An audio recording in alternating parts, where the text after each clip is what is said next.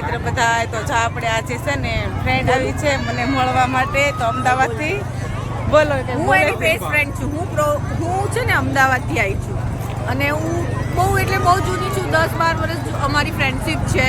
પણ હું પહેલાં રહેતી હતી અહીંયા સુરતમાં, પણ હવે હું જતી રહી છું અમદાવાદ.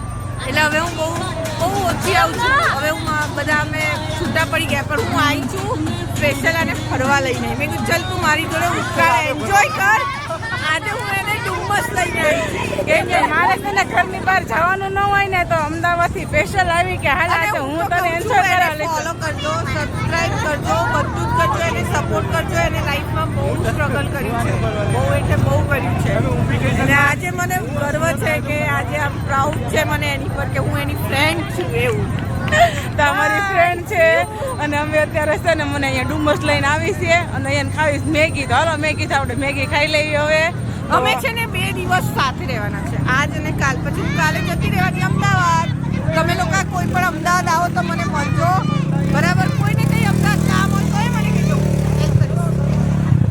તો એ છે ને અમદાવાદ એના હસબન્ડ જોડે આવી છે અમદાવાદથી. તો એમ કે પેસ્ટલ આજે તને જ સમય આપવાનો છે. એ કે 10-12 વર્ષ પહેલાંના ફ્રેન્ડ છે.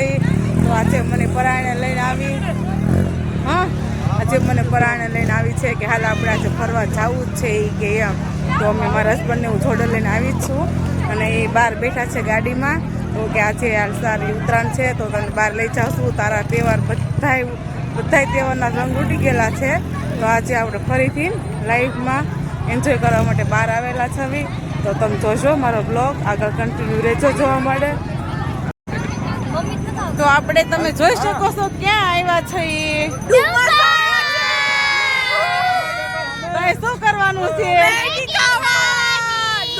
મેગી નો ખવાય. ડુમ્મસ આવી અને મેગી ના ખવાય એવું તો બને જ ના.